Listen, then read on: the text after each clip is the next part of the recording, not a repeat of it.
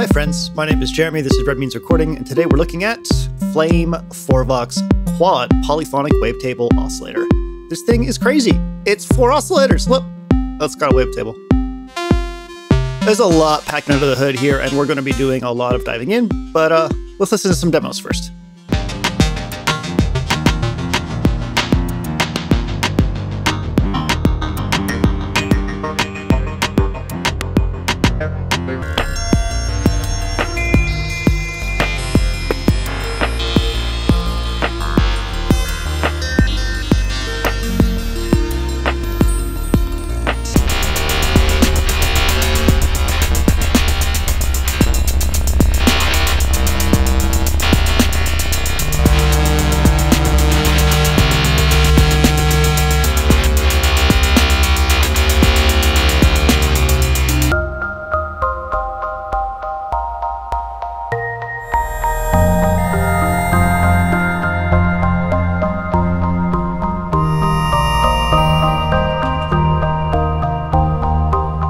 Okay, so like it says on the tin, the Flame is a quad polyphonic wavetable VCO. There are 4 VCOs. They can be polyphonic, meaning that each one can be addressed either as like chord stacks or via MIDI and give you 4 paraphonic voices out of each one, totaling a total of 4 times 4, whatever that is. I don't know, do the math. I'm showing you the first menu here where you can change things like the chord mode, the wavetable, the number of voices per that chord, and what the pots do.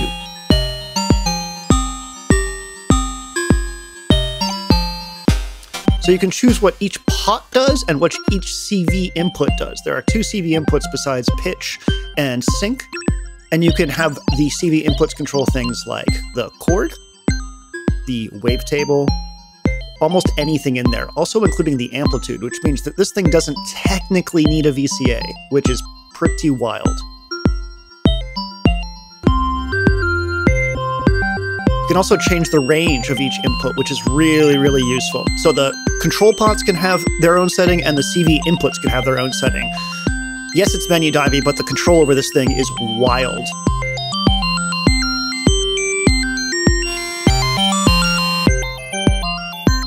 Each oscillator has 4 voice pages, and each one of these can have different ranges of settings, including the range of wavetables that it will select from if modulated, the range of octaves it will move through, detune, its transposition semitone, its range of amplitude, and its range of portamento. It's really, really full of customization, and you can save all this stuff as like a preset. So it's kind of fiddly, kind of menu divey, but it's really powerful. One of my favorite things is giving each voice its own separate portamento.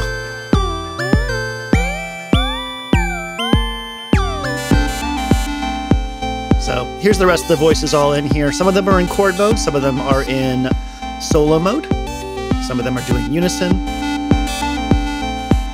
I'm just enamored with this thing. It's wild. It's got so many weird little sweet spots and flavorful spots. We're going to switch over to listening to some of the other demos, which are all on my second channel, and maybe even on this first channel. So check the link in the description if you want to hear all this stuff without me talking.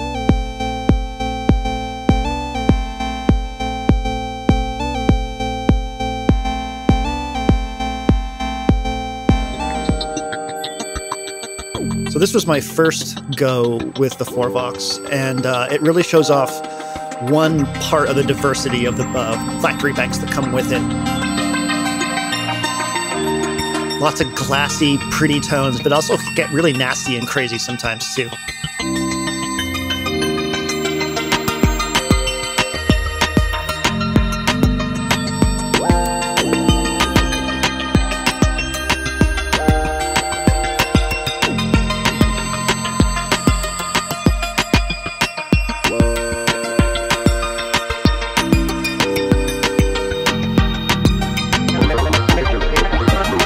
Here I just switched over to some of the more vocal format wavetables on one of the channels, and it's pretty fun.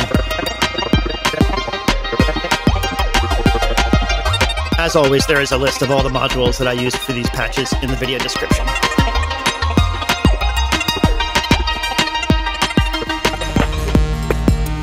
This one was probably my favorite performance out of all of them. It's just got this really chill vibe, modulating all the stuff with Ornament and Crime and Zadar, which pairs really well with complex oscillators.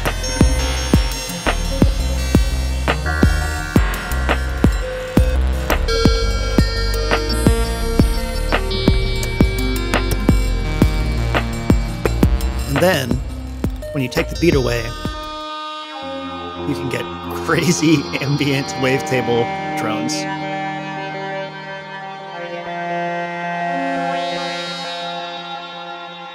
It's like instant spangle. Okay, so you can see that I have a MIDI cable plugged in, that black cable. This is all being sequenced via Ableton right now. So I am sending polyphonic data from Ableton into the 4Vox via MIDI and sequencing it. And it's so cool.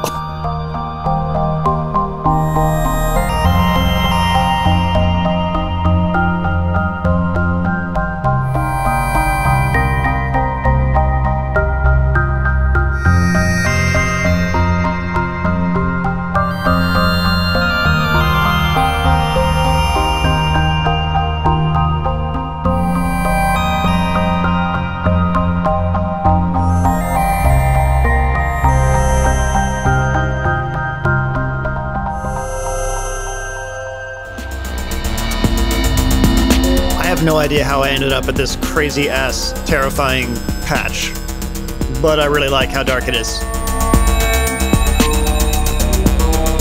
Tons of these patches involve modulating Zadar and then using Zadar to modulate the 4Vox. Zadar is a complex envelope generator that can have really amazing modulation options. So it pairs really, really well with a wavetable oscillator like this or the Piston Honda.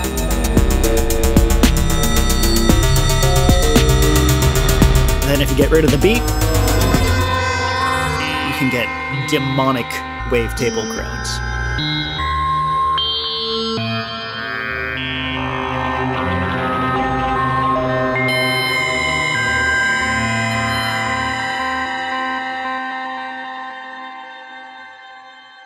Okay, so let's finish up.